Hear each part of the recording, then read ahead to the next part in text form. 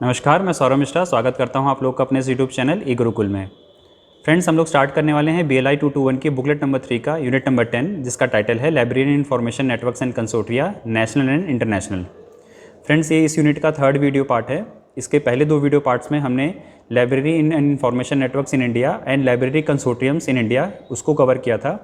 आप लोग इस वीडियो में इसके डिस्क्रिप्शन बॉक्स में उन दो वीडियोज़ का लिंक देख सकते हैं। और इस वीडियो में जो पार्ट 3 है उसमें हम लोग स्टार्ट करने वाले हैं लाइब्रेरी नेटवर्क्स एंड इंटरनेशनल्स। तो हम लोग देखने वाले हैं इस वीडियो में कि लाइब्रेरी नेटवर्क्स जितने भी हमारे इंटरनेशनल लेवल पे लाइब्रेरी नेटवर्क्स हैं उनके बारे में हम इस वीडियो में पढ़ेंगे। जैसे हमने कवर किया था लाइब्रेरी नेटवर्क्स इन इंडिया, वैसे ही हम लोग अब स्टार्ट करने वाले हैं लाइब्रेरी नेटवर्क्स इन इंटरनेशनल। तो चलिए फ्रेंड्स, स्टार्ट करते हैं आज की इस वीडियो में हम लोग। ओके फ्रेंड्स, जो हम लोग का सबसे पहला लाइब्रेरी नेटवर्क बनता है इंटरनेशनल लेवल पे, वो बनता है OCLC। बहुत ही इंपॉर्टेंट लाइब्रेरी नेटवर्क है इंटरनेशनल लेवल पे। जिस तरह से हमारे इंडिया में इन्फिनिबनेट है नेशनल लेवल पे सबसे इंपॉर्टेंट लाइब्रेरी नेटवर्क, वैसे ही इंटरनेशनल लेवल पे सबसे इंपॉर्टेंट लाइब्रेरी नेटवर्क जो बनता है वो है OCLC। एग्जाम के पॉइंट ऑफ व्यू से बहुत इंपॉर्टेंट है। बहुत बार एकेडमिक्स में भी आपसे क्वेश्चन पूछ जाते हैं और जो हमारे कॉम्पिटिटिव एग्जाम्स में वहाँ से ज़रूर इस टॉपिक से क्वेश्चन पूछा जाता है। तो बहुत ही फोकस होकर और बहुत ही कॉन्सेंट्रेट होकर आप इस चीज़ों को पढ़िएगा। सबसे बड़ा, दुनिया का सबसे बड़ा अगर कोई लाइब्रेरी नेटवर्क है तो ये हमारा OCLC। लगभग 26,000 से ज़्यादा लाइब्रेरीज़ और 170 देशों की लाइब्रेरीज़ आपस में ये कनेक्ट करता है। इसकी जो शुरुआत हुई थी ओहियो यूनिवर्सिटी, अमेरिका में एक यूनिवर्सिटी है ओहियो, वहाँ पे ये 1967 में स्टार्ट हुआ था एक छोटे से लेवल पर। मतलब ओहियो यूनिवर्सिटी के जितने भी कॉलेजेस थे, पर्पस स्टार्टिंग में हुआ था कि हम लोग इनको आपस में कनेक्ट करते हैं, और बाद में फिर इसने अपना जो एरिया था वो बहुत ज़्यादा ब्रॉड किया और आज ही वो इंटरनेशनल लेवल पे चीज़ें पहुंच गई हैं। मेनली इसके कुछ फंक्शंस हैं, रिसर्च करना, मतलब स्टूडेंट्स को जो रिसर्च कर रहे हैं, जो स्टूडेंट्स हैं, टीचर्स हैं, प्रोफेसर्स हैं, जो हमारे और फैकल्टी मेंबर्स हैं, स्कॉलर्स हैं, उनको सर्विस प्रोवाइड करना, ताकि ऑनलाइन जो उनको रिसोर्स शेयरिंग करनी है या किसी भी तरह का डाटा उनको चाहिए ऑनलाइन, वो आप आराम से बैठे बैठे कहीं भी इंटरनेशनल लेवल पे आप किसी भी देश में अवेलेबल हों, वहाँ से आप चीज़ें एक्सेस कर सकते हैं। वर्ल्ड कैट नाम की एक पब्लिशिंग करता है, यानी वर्ल्ड कैट, मतलब वर्ल्ड का स्टैंड्स फॉर वर्ल्ड और कैट स्टैंड फॉर कैटलॉगिंग। तो वर्ल्ड की कैटलॉगिंग मतलब दुनिया में जितने भी हमारे लाइब्रेरीज जो इनके साथ कनेक्टेड हैं, इस मेंबर हैं OCLC के, उन सभी लाइब्रेरीज़ की एक यूनियन कैटलॉगिंग करता है, ताकि कोई भी पर्सन, कोई भी सिटीज़न या कोई भी रिसर्च स्कॉलर्स कहीं पे भी बैठ के ऑल ओवर वर्ल्ड में इन चीज़ों की ईज़िली एक्सेस कर सके। ये मेनली फ्रेंड्स इसका जो काम है, इसका जो काम करने का तरीका है ऑनलाइन का है। मतलब जितने भी इसके डाटाबेस हैं वो ऑनलाइन अपना पब्लिश करता है, ऑनलाइन ही चीज़ें सारी एक्सेस करवाता है। 1997 मतलब 65 में इसकी स्टार्टिंग हुई थी, 67 में स्टार्टिंग हुई थी, और 1977 में इसने अपने ब्रॉड को, जो अपना एरिया था, उसको बहुत ज़्यादा विस्तारित किया। और जैसा कि मैंने आपको बताया 26,000 से ज़्यादा लाइब्रेरीज़ आज OCLC के अंडर में काम कर रही हैं। बहुत इंपॉर्टेंट सर्विसेज प्रोवाइड कराता है OCLC। जैसे आपको बताएं, ये एक वर्ल्ड कैट बनाता है। वर्ल्ड कैट का मतलब वर्ल्ड कैटलॉगिंग, दुनिया की जितनी भी लाइब्रेरीज इसके मेंबर्स हैं उन सब की कैटलॉगिंग करेगा। ये एक यूनियन कैटलॉग बनाएगा, ताकि कोई भी पर्सन किसी भी देश में रहते हुए, कहीं भी रहते हुए डॉक्यूमेंट्स को या जितने भी हमारे रिसोर्स मटेरियल्स हैं उनको ईजिली एक्सेस कर ले। नेक्स्ट सर्विस जो ये प्रोवाइड करता है वो है नेट लाइब्रेरी, मतलब नेटवर्क लाइब्रेरीज़। जितनी भी हमारी लाइब्रेरीज़ हैं जो उसके मेंबर्स हैं, सबकी ये नेटवर्किंग में हेल्प करता है, ताकि रिसोर्स शेयरिंग का जो काम है वो बहुत ईजिली से और बहुत आसानी से कंप्लीट किया जा सके। OCLC's इलेक्ट्रॉनिक कलेक्शन ऑनलाइन, इसके जितने भी हमारे लाइब्रेरी मेंबर्स हैं उनका जो ऑनलाइन डाटाबेस है वो ये कलेक्ट कर रखता है। इनकी एक बहुत अच्छी वेबसाइट है जहाँ पे आप लोग जाकर अगर देखें तो यूनियन कैटलॉग का एक कॉलम मिलेगा आपको, वहाँ से आप इनकी किसी भी लाइब्रेरीज़ के कैटलॉग को एक्सेस कर सकते हैं। उनके पास कौन कौन सा डाटाबेस है उसकी इन्फॉर्मेशन आपको वहाँ से मिल सकती है। जैसे मैंने बताया, इसका नेक्स्ट 4 सर्विस है OCLC डाटाबेस सर्विस। इनके पास बहुत बड़ा डाटा है, मतलब जितनी भी इसके लाइब्रेरी मेंबर लाइब्रेरीज़ हैं उन सब की लाइब्रेरीज़ का एक बहुत बड़ा डाटाबेस ये अपने पास स्टोर करके रखता है।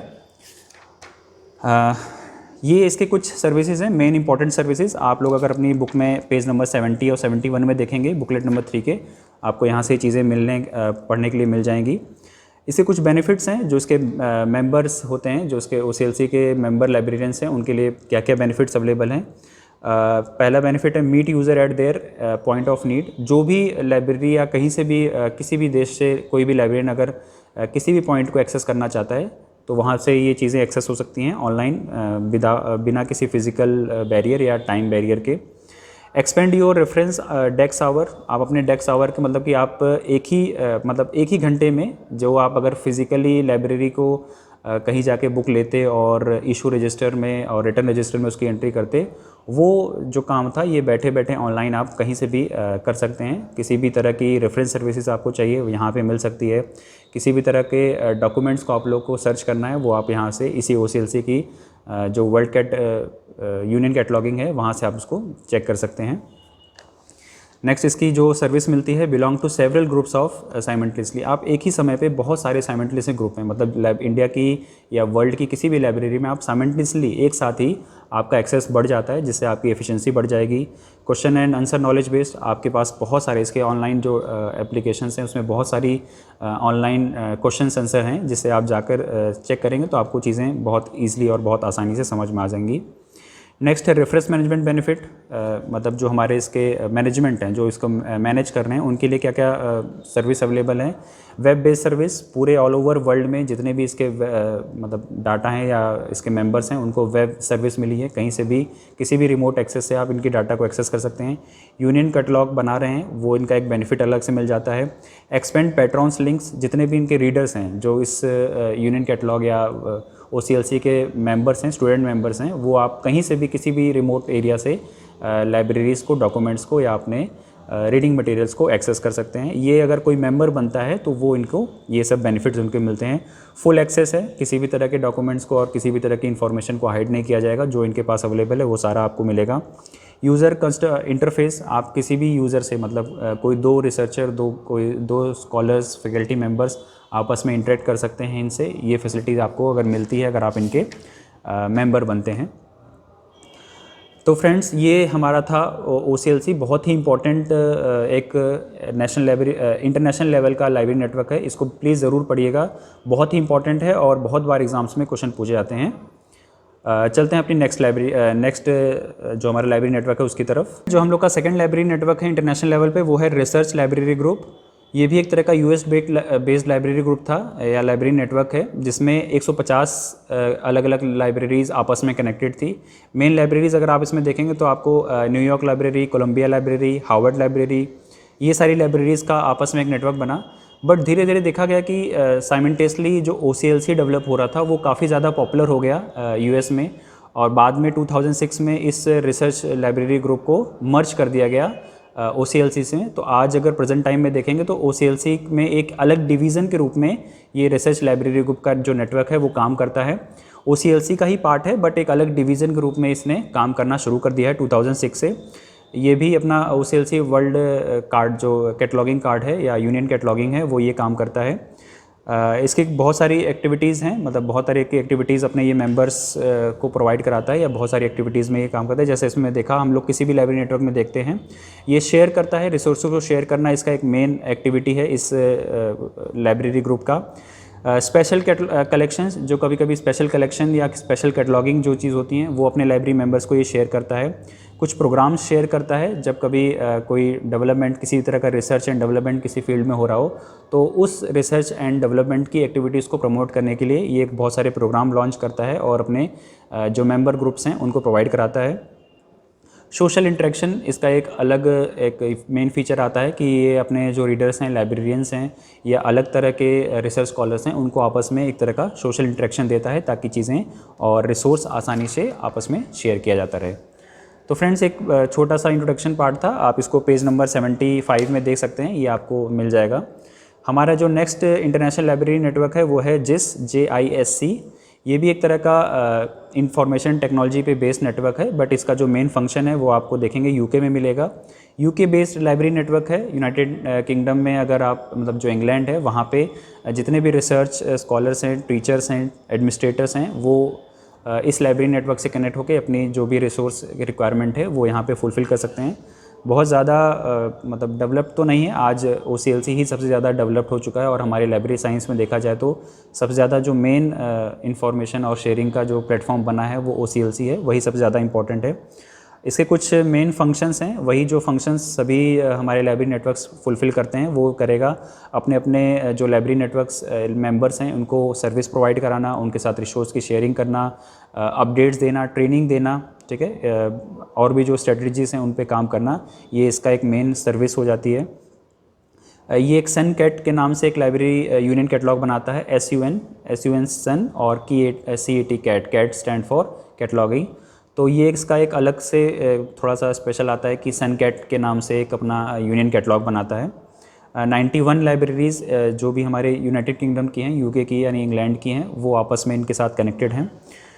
एक जोरम नाम से ये एक free online repository learning and teaching materials provide कराता है अपने लाइब्रेरी मेंबर्स को, जिसका नाम जोरम है। और ये टीचिंग ट्रेनिंग के लिए या लाइब्रेरीज़ के इंटरफेसेस को किस तरह से हम लोग आसानी से यूज़ कर सकते हैं, उनके बारे में ये जो इसके मेंबर्स लाइब्रेरियन हैं उनको ट्रेनिंग प्रोवाइड कराता है।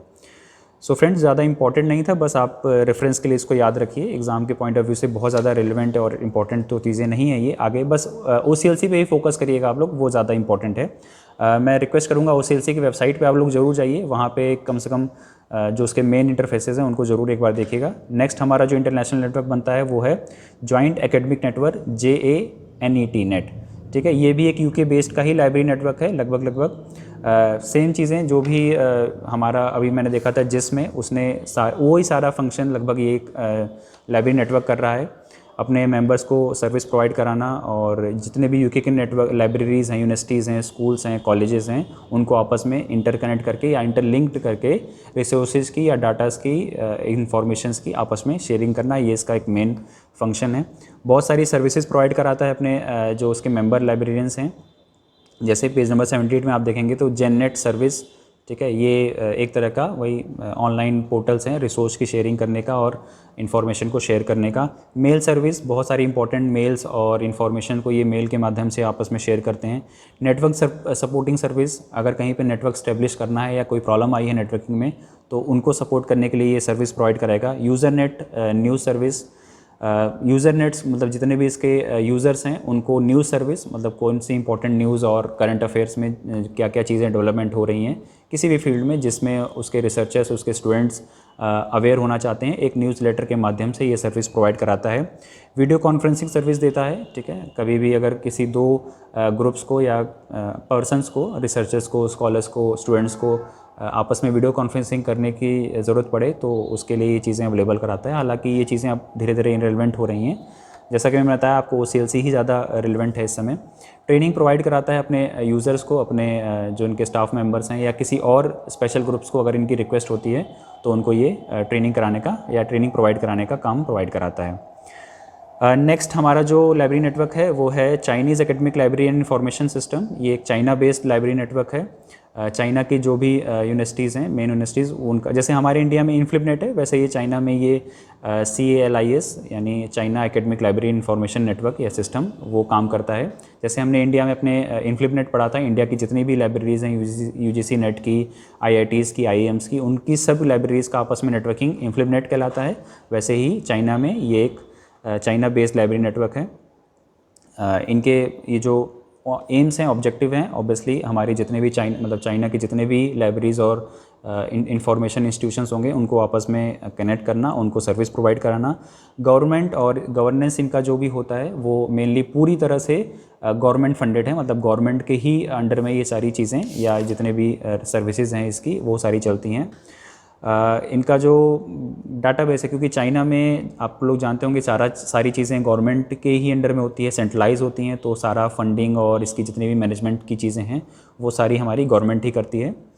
बहुत ज़्यादा इंपॉर्टेंट तो नहीं, बट चीज़ें आप लोग एक बार रीडिंग कर लीजिएगा, पेज नंबर 79-80 में ये चीज़ें दी गई थी।